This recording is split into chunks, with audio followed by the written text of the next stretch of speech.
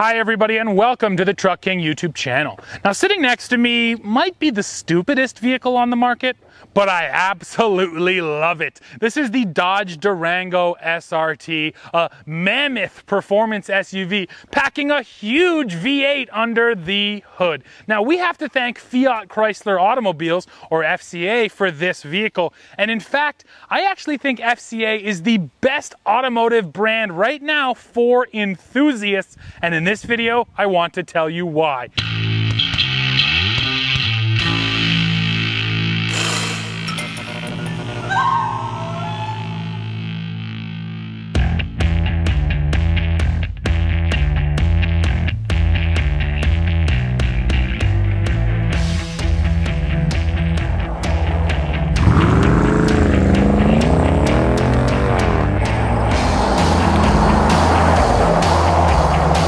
Let's start by taking a look at this engine. This V8 lives in a lot of the SRT models. It's a naturally aspirated 6.4 liter V8 making 475 horsepower and 470 pound-feet of torque.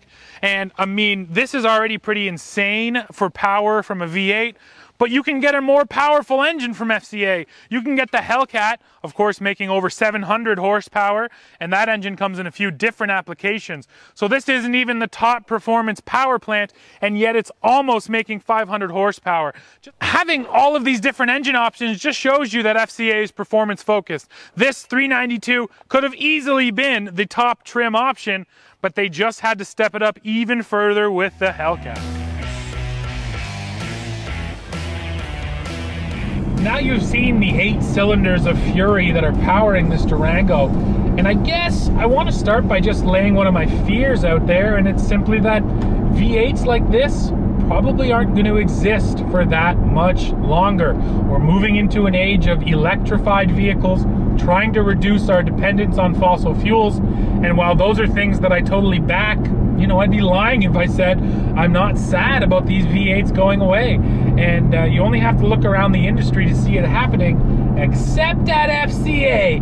FCA keeps on putting V8s and Hellcats into as many vehicles as it can. And I'll acknowledge, for all of you screaming at your computer screens right now, the Jeep Wrangler 4xe was just released, a plug-in hybrid Jeep Wrangler. So it's not like FCA is ignoring electrification. They just seem to be taking a wait-and-see approach rather than just diving headfirst in like some of the other brands are. We can't really go further though without being a little negative about FCA right now. Let me explain. So the Dodge Durango, the Jeep Grand Cherokee, the Dodge Challenger, and the Dodge Charger, arguably the 4 kind of main SRT vehicles, they are all the oldest in their segment easily by years. So FCA has certainly not been spending a lot of money lately on brand new platforms. And especially in the world of trucks, I just have to laugh right now because everyone is turning electric. When Ford announced that F-150 was going electric, I mean, that's the biggest kid in the sandbox. So you have to respect the decision and say, clearly something is going on here and market forces are shifting. So, you know, GM right away said, yeah, we're on board. We're developing electric pickup trucks. So far, all FCA has done is release the TRX. They said electric pickup trucks, nah. 700 horsepower pickup trucks, that's what we need. My point here is, everyone else is going electric. FCA is saying, screw it, we're sticking with big V8s in fun packages. So Performance Pages gives you so many different super cool things. So we can go over here to the home screen, and the home screen, you're actually able to set it up custom, so you can change what is in all 4 of these different widgets here. We have horsepower, gear, G-forces, and then you can add one. Now timers, there's a whole bunch of timers here. Reaction time, 20 meter time, 100 meter time, 200 speed time. There's so many different things that this SRT was ready to calculate for you, and that makes it really fun. You know, it makes it like playing a video game. It gives you numbers that you then want to go back and beat, or you want to see if your buddies can beat them, and again, fun. It always comes back to fun, and that's exactly what Performance Pages does. Now here's your G-force reading. This actually tells you the G-forces live as you drive. Here's a great one, the engine. So this is telling you live how much power your engine is making. So let's go ahead and punch it, and let's see if we can actually get the 400 horsepower that is advertised for this SRT. Ready? Here we go. Yeah, nice! Whoo! So I think the highest number I saw there was 423. I didn't see the full 475, but maybe if I went from a standing start. But still, again, super cool to actually see the horsepower numbers your vehicle is making at that exact moment.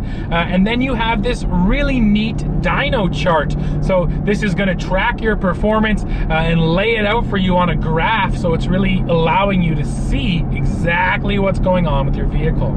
Let's go out there and put it to the test right now, and I'll show you exactly how much fun we had using the timers here in the Durango. Okay, Dad, now it's time to test our reaction times. So you're gonna get a real Christmas tree down there. I'm ready when you are. Let's see what you can do.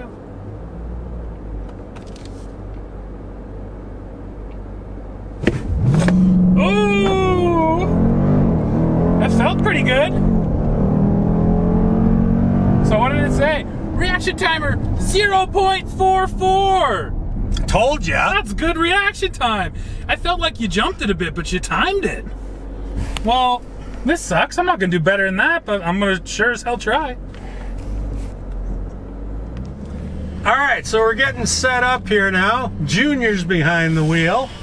You set the bar pretty high, man. I'm stressed now. He's got to beat a 0.44. Okay, you ready? Whenever you're ready. Here we go. Let's see what we can do.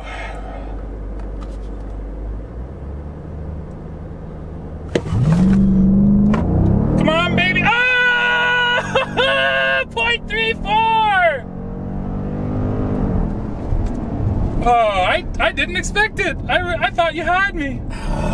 You suck. I'm the best. Oh, 0.34. Okay. Youth wins again. Now to see how fast this Durango is. So we're gonna use the onboard 0 to 100 km/h timer. Just a reminder, that's 62 miles an hour. And we're actually gonna compare it to my app here on the phone just to see how they stack up. And you know what, Dad? We're ready to go. Anytime you can hit it. Hello.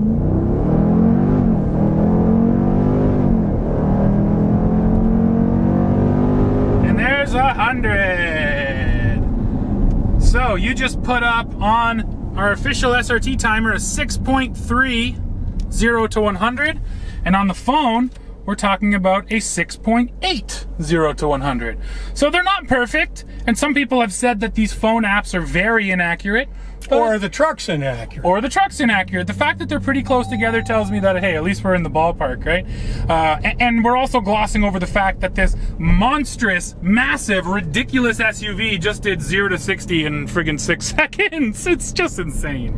You gotta love it because it's so absolutely pointless. Exactly. Now, not everything is perfect here in the Durango. Clearly, the biggest downside to this SUV is the fact that it's stiff all the time. There is no comfortable cruising in this thing. Over broken and rough pavement, you feel every little crack in the road. But that is, of course, a compromise you're going to have to make if you want this performance. The Durango here is full-time four-wheel drive, but when you put it into track mode, it is rear biased, plus traction control is fully defeated. Now, I didn't have a track to test that out on, but I did have a gravel parking lot to see if this thing could do donuts, and you'll be happy to see that it passed.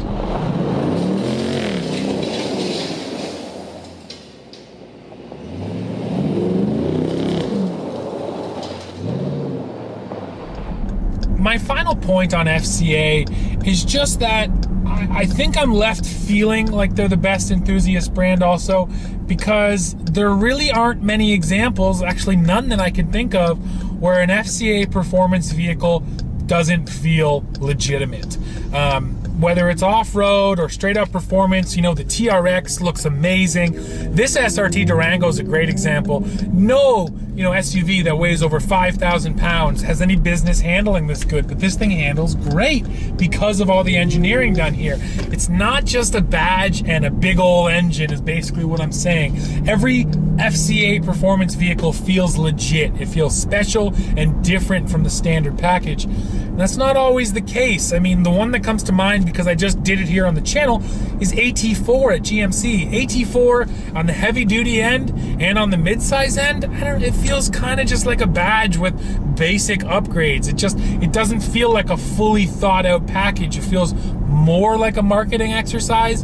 And like I said, I can't think of a single FCA vehicle that's like that. The Rubicon Jeep, the Mojave, Gladiator, totally legit packages. The Power Wagon, I mean, that thing has been the best HD off-roader forever, and I still think it is the best HD off-roader. The Challenger and Charger SRTs and Hellcats, same thing. Those are big, heavy cars, and they handle just unbelievable for the size and weight of them. So I think FCA also has to be given cred simply for the fact that they never phone it in. I never get into a special FCA, a performance FCA, and you never end up thinking, they should have gone further. They left a lot on the table. That's not what FCA does, and that's why, as an enthusiast, it's so easy to appreciate this brand, because it never feels half-baked. Well, everybody, now you've heard all my reasoning, and honestly, here's what it comes down to for me. No one is going to say FCA has the most modern vehicles on the market. No one is going to say they have the most fuel-efficient vehicles on the market. But as a whole, I do think it's fair to say FCA has the most fun vehicles on the market. So everyone, that's it for this one. Why don't you go below now, let me know what you think of all of FCA's vehicles. As always, while you're down there, don't forget to hit like, hit subscribe, and then come right back here to the channel to see what we are testing next. See ya!